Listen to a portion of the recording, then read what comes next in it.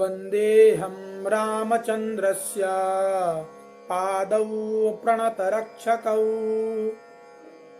सीतायाश्च पुनः पादौ सर्वसिद्धिविधायकौ रामं रामानुजं सीतां भरतं भरतानुजं सुग्रीवं वायुसूनुं च प्रणमामि पुनः पुनः श्रीलक्ष्मीनाथ समारंभां नाथयामुनमध्यमाम् अस्मदाचार्यपर्यन्तां वन्दे गुरुपरम्पराम्।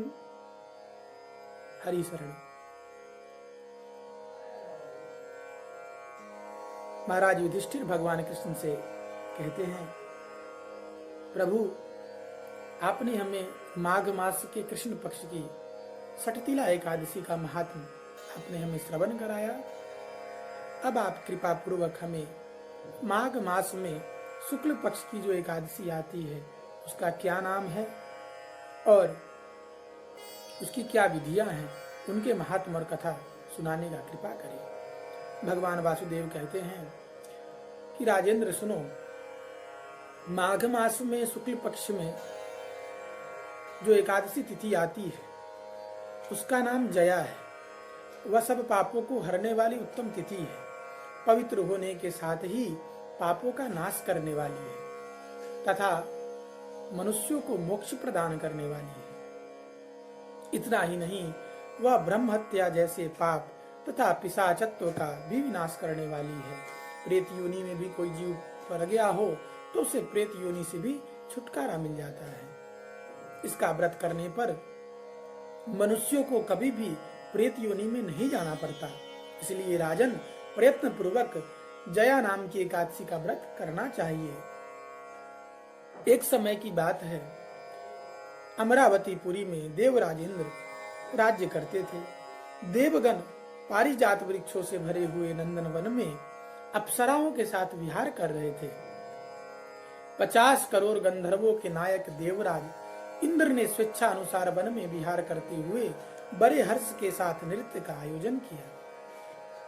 उसमें गंधर्व गान कर रहे थे, जिनमें पुष्पदंत, चित्रसेन तथा उसका पुत्र, ये 3 प्रधान थे। चित्रसेन की स्त्री का नाम मालिनी था। मालिनी से एक कन्या उत्पन्न हुई थी जो पुष्पवंती के नाम से विख्यात थी।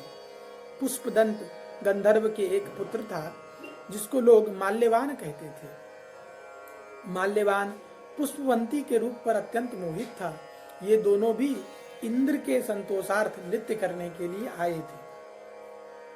इन दोनों का गान हो रहा था। इनके साथ अप्सराएं भी थी। परस्पर अत्यंत प्रेम होने के कारण वह दोनों, कभी उनका ताल भंग हो जाता, कभी संगीत रुक जाता। इसलिए वे प्रेम होने के कारण प्रेम बस मोह के वशीभूत होकर शुद्ध गान नहीं कर पा रहे थे। इन पर इंद्र ने विचार किया कि यह तो प्रमाद करके हमारा अपमान कर रहा है। ऐसा समझ करके इंद्र कुपित हो गए। अतः इन दोनों को शाप देते हुए बोले, ओ मूर्खो, तुम दोनों को धिक्कार है। तुम लोग पतित और मेरी आज्ञा को भंग करने वाले हो। अतः पति पत्नी के रूप में रहते हुए तुम दोनों पिशाच हो जाओ। इंद्र के इस शाप के प्रभाव से उन दोनों के पिशाच योनि की प्राप्ति हुई। उन दोनों के मन में बड़ा दुख हुआ। वे हिमालय पर्वत पर चले गए और पिशाच योनि को पाकर भयंकर दुख को भोगने लगे। शारीरिक पातक से उत्पन्न ताप से पीड़ित होकर दोनों ही पर्वत की कंदराओं में विचरते रहते थे। एक दिन पिशाच ने अपनी पत्नी पिशाची से कहा, हमने कौन सा पाप किया है जिससे यह पिशाच योनि हमें प्राप्त हुई है।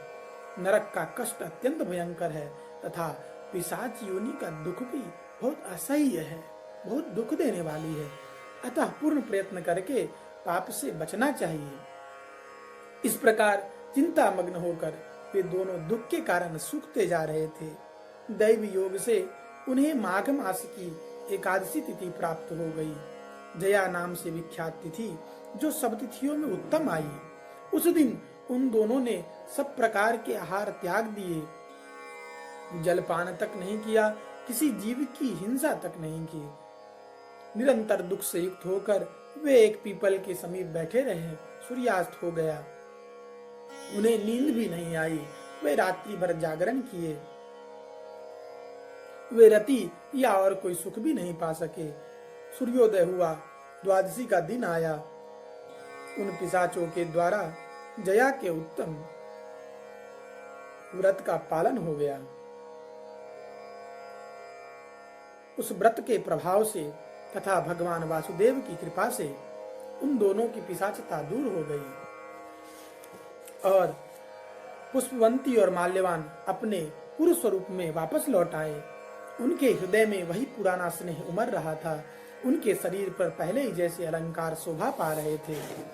वे दोनों मनोहर रूप धारण करके विमान पर बैठे और स्वर्ग लोक में चले गए। वहां देवराज इंद्र के सामने जाकर दोनों ने बड़ी प्रसन्नता के साथ उन्हें प्रणाम किया। उन्हें इस रूप में उपस्थित देखकर इंद्र को बड़ा विस्मय हुआ। उन्होंने पूछा, बताओ किस पुण्य के प्रभाव से तुम दोनों का पिशाचत्व दूर हुआ है? तुम मेरे साथ को प्राप्त हो चुके थे, फिर किस देवता ने तुम्हें इससे छुटकारा दिलाया? माल्यवान बोला, स्वामिन, भगवान वासुदेव की कृपा तथा जया एकादशी की व्रत के प्रभाव से हमारी पिशाचता दूर हुई है। तब इंद्र ने उन दोनों का स्वागत किया। जो लोग एकादशी के व्रत में तत्पर और भगवान श्री कृष्ण के शरणागत होते हैं, वे हमारे भी पूजनीय है, ऐसा इंद्र ने कहा। फिर भगवान श्री कृष्ण कहते हैं, राजन, इस कारण एकादशी का व्रत करना चाहिए। हे नृपश्रेष्ठ, जया ब्रह्महत्या का पाप भी दूर करने वाली है। जिसने जया का व्रत किया है, उसने सब प्रकार के दान दे दिए और वह संपूर्ण यज्ञों का अनुष्ठान कर लिया है। उसके लिए कोई व्रत या कोई यज्ञ शेष नहीं रह गया है। इस महात्म्य के पढ़ने और सुनने से अग्निष्टोम यज्ञ का फल मिलता है। बोले श्री सीता रामचंद्र भगवान की जय। श्री जया एकादशी महारानी की जय। श्री सीता रामचंद्र भगवान की जय। हरि शरण।